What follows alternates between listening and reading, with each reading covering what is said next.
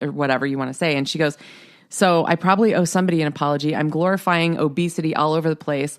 I was just thinking I was a human doing things and forgot that you see me only as a fat woman who shouldn't be happy, visible, or considered remotely cool. Go, Melissa. So I just think that's really crappy, and I'm glad she told everybody to go screw themselves. Yeah, I'm a fat woman who wears a bikini. And I know it makes people uncomfortable. I don't give a shit. Good for you. Because, I personally think that tan fat looks better than white fat. That you have a point. I think tan anything looks better than. Yeah. I mean, I'm not talking. Just a little bit of color, and I just and it's really really hard to find 2-piece swimsuits in my size. Is it? I have to really work. Yeah. Oh, that's funny. I'm actually a little bit surprised. Well, screw all the haters anyway. Haters apparently come in all sizes. This one I couldn't pass up. Erection killing food. Yeah. Okay. So things. Okay. This is public service announcement. Yeah. We're going. The Great Northern Sexcast PSA of the week. Okay. What do we got? Fried foods, number one. The trans fats decrease the male and female libido, according to Medical Daily. So French fries are the enemy of the woody. Okay, but we're talking about so if you cook it in non-trans fat oil, it must be fine. Apparently. They're saying that, it's the trans fatty acids that can cause abnormal sperm production in men and interfere with female gestation. So, next up, processed carbs. Any refined carbs like those in bleached white flour, white rice, those are bad news. So, what about Lady in the Tramp spaghetti scene? I mean, that was... Well, they're dogs. They're dogs, okay. So I guess it doesn't, have the same thing. I'm sorry. But yeah, like cereals, pastas, crackers, cookies, and chips.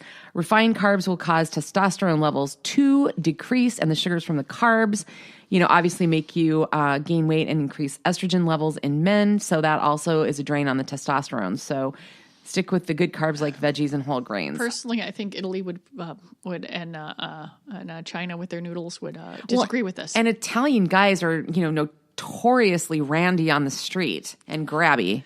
But can they follow through? That's a big burning. We don't know. Well, I'm one of 3 kids, so I'd say yeah. Okay. Last up, sugary drinks. And I guess, they're saying that the energy drinks and all of that, because, it can cause your libido to go on a similar roller coaster to the sugar high and crash.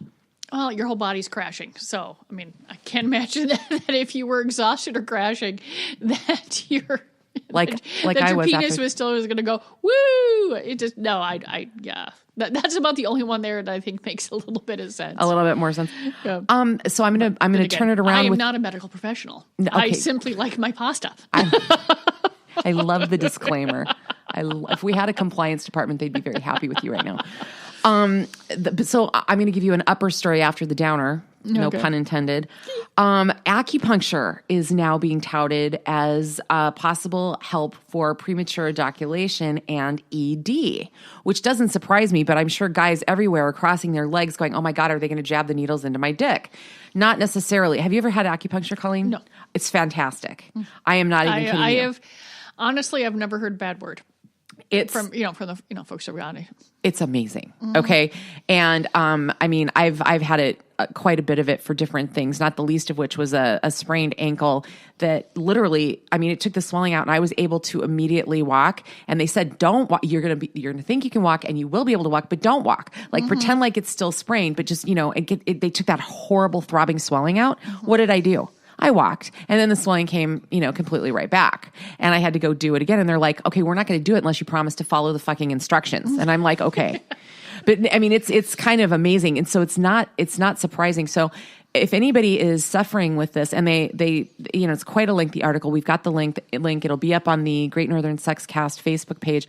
But read about it and seek out. There's a huge acupuncture community here in Minnesota. Qualified people, and there's different types of certification. It's easy to research, but check it out if you're affected by any of these things. I love it, and I think it's fantastic. And I never thought of it in this way. No, I know that my mom used some sort of laser or some sort of acupuncture to finally stop smoking. And she really? Mm-hmm. Oh, very cool. Now, I mean, she'd been smoking less and less over the 10 years that she was taking care of my dad, but she still needed that one next little thing, and that was it. She has not picked up a cigarette in quite a number of years, and it's been spectacular. That is super, super awesome.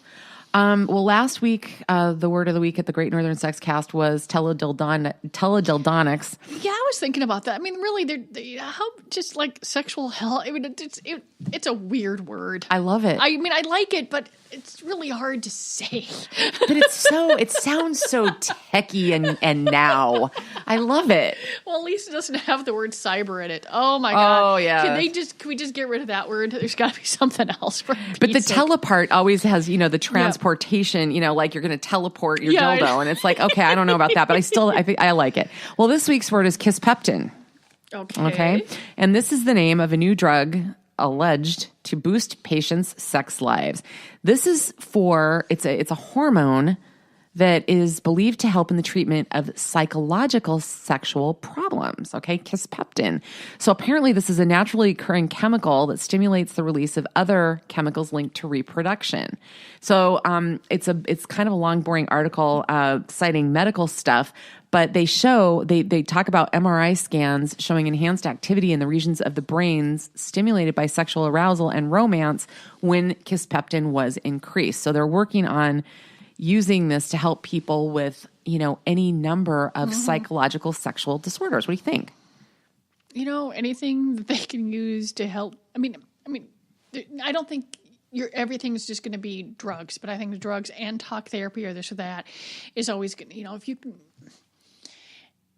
People, especially in this country, really like a pill. Yeah, yeah. And so if you can get something to get them in and then do the other ones, I think that would be a lovely thing. And I am never against more knowledge about how your brain works. Yeah. Because we know so little about that. Well, one of the researchers quoted in the article is out of a Imperial College in London. He's talking about how fertility, how people, when they've had an inability to conceive for a period of time, then they really get psyched out. They're really looking at this as well in helping people conceive naturally rather than having to go to the extreme options of in vitro and the other ones that can produce the multiple births and things like that. So they're looking at this also to help people that are struggling to have children in addition to the dysfunction. So I thought that was kind of cool.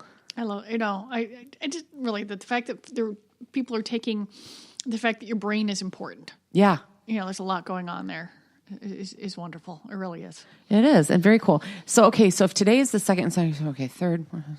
Okay, so we got actually two more shows because Valentine's Day is a show this year. Yeah. Isn't it? Mm-hmm. Okay, super good. Well, what we can do, we've got time to prep, and you can reach out to us on Facebook and ask for suggestions or reminders of any of the cool new things that have come into the stores. We'll post pictures and all of that good stuff, but there's still time, but you should be thinking about it, don't you think? Oh, definitely. It's going to be sort of there are people, I talked about this before, that are Valentine's Day purists, but the weekend before and the weekend after, it's, with Valentine's on a Tuesday, it's going to be more of a spread out, deal. Absolutely. And we're ready for it. Well, we both made it through the show today without coughing up lungs or any other, big. I'm thrilled. I'm excited. This is big. This is good. So we're gonna quit while we're ahead, and we'll be back in just a couple of days at the Great Northern Sexcast. Feel better, Colleen. Yeah, you too.